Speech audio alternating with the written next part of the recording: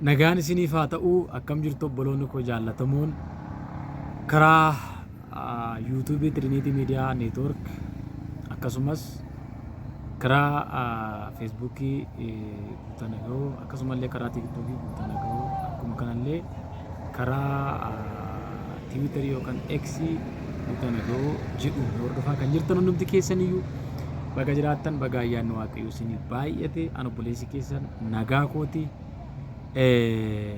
Warri nan beekne immoo jiraatan Guutaa Nagahoo lallabdicha wangeelan jedhama. Har'a immoo sagalee Waaqayyoo tokko isinii dubbisitan fakkeenya tokko isinitti himaa, isin immoo sagalee nama dubbisu kanaa fi fakkeenya nama isinitti himu kana wajjin wal bukkee qabdanii maaliif kana jedhe kan jedhu koomentii jalatti yaada keessan barreessitu. Isaan dura garuu Trinity Media Network subscribe gochuu hin dagatinaadha. Viidiyoowwan gadi isiniif dhiisu immoo yeroo takka isin bira ga'uuf mallattoo beellaa sana banaa godhaadha.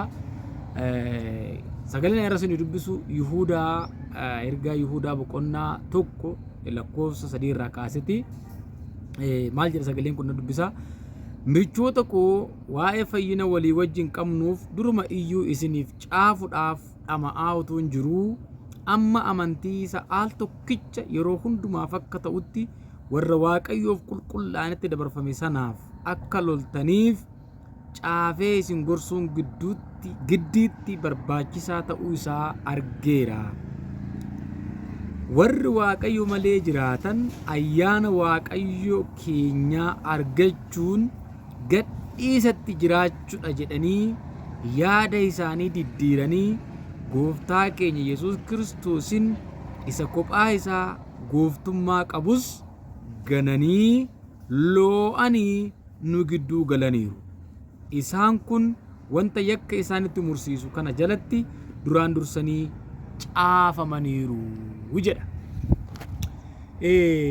Loo'anii nu gidduu galaniiru jedha. Yihuudaan ergaa isaa kana yeroo barreessu mee Waaqayyoon galateeffanna. Waaqayyo abbaa keenya gooftaa si galateeffanna, nu ijoolleen kee galanni siif haa ta'u. Sagalee kee nutti dubbadhu karaa kamiiniyyuu yaa Waaqayyo miidiyaa kamirraan iyyuu sagalee kana kan dhaga'an maqaa gooftaa Yesuusin kan jajjabaatan haa ta'anii diinonni foonii fi lubbuu hafuura foon keenya adamsan kamiyyuu kan rukutaman haa ta'an maqaa gooftaa Yesuusin ameen. Fakkeenya tokkotu jira. Namicha tokkotu mana tokko keessatti gala. Namichi kun horsiisee bulaadha. Beeyladoota inni manaa qabu keessaa lukkuu, re'ee, sangaan isa wajjiniin mana tokko keessa jiru. Otoo kanaan jiru bofti suuta jedhee gara mana sanaa dhufe. Gara mana sanaa gaafa dhufu lukkuun dursitee argite. Isaan booda lukkuun dursitee gaafa argitu bofti lukkuu kana sodaachisuu barbaadita. Nanimin mana kanan seenaa jedhee yoo ati neemte immoo sin liqimsa jedhee itti dubbannaan ana nan tuqin malee maaltu na dhibee jettee cal jette jedha. Bofti kun darbee re'ee bira ga'e. Re'ee san biras gaafa ga'u re'een gaafa bofa kana agartu bofti kun ammas sodaachisuudhaan nan tuqin yoo ta'u baate siniddaa ittiin jedhe. Kana gaafa jedhu nan tuqin malee ana maaltu na dhibee jetteen re'eenis. Bofti kun otuma deemuu abbaa ro'oota sanaa, abbaa lukkuu sanaa, abbaa sangaa yookaan walumaa galatti abbaa qe'ee sanaa bira gaafa ga'u namicha kana iddee adhaasaa yookaan summiisaa itti naqe. Isaan booda namichi kun dhukkubsate summii kanaan mana yaalaa gaafa dhaqu mana yaalaa dhaqnaan summii kanarraa kan isa fayyisu, kan isa qulleessu, kan fayyaasaa isaa deebisu daawaan yookaan qorichi tokkollee hin argamu. Kana booda ati dhukkubni summiin si idde kun si fayyisuu hin danda'u abdii hin qabduuti mana keetti deebi'i ittiin jedhee ogeessi fayyaa gara manaatti erge. Kana booda galee du'aaf siree isaatirra otoo ciisuu namoonni ollaa isaa itti dhufanii gorsa kennuufii jalqaban. Namni jalqabaa itti dhufe gorsa akkas jedhu kenneef. Summii si keessa jiru kanaa fi lukkuun gaariidha. Maraqii ishee yookaan coomaa ishee qalattee otoo dhugdee baay'ee gaariidha hin fayyitaa ittiin jedhan. Kanatu dhibeeree nan qabu jedhee lukkuu kana qalee yookaan qalsiisee maraqii ishee dhuge. Hin fayyine lukkuun garuu qalamteerti.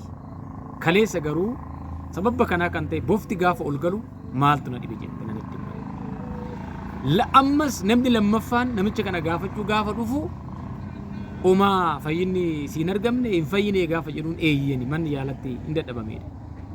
Isaan booda ani qoricha isaa nan beeka bee otoo re'ee qaltee cooma ishii nyaattee moora ishii yookaan maalinni shoorbaa ishii otoo dhugdee ni fayyitaa jennaan kanatu dhibeeree jirti jedhee qalsiise ammas re'ees.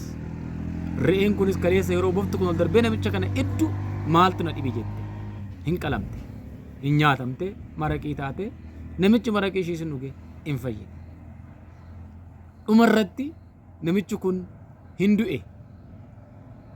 Gaafa inni du'u firoonni isaa fagoof dhiyoo irraa dhufanii awwaaluu waan nafneef waan firoonni isaa ittiin geggeeffaman laaqana isaa qophaa'u irratti sangaa nafe sun hin qalame hin nyaatame innis. Dhaggeeffadhaa yaa jedhu. Lukkuun gaafa bofa sana argitu maaltu na dhibe jette. Re'eenis gaafa argitu maaltu na dhibe jette. Sangaa biraa gaafa ga'us isinitti hin darbine otoo isinitti hin darbe sangaa san bira gaafa ga'us sangaanis anaan nan iddin malee maaltu na dhibe jedhee dabarse.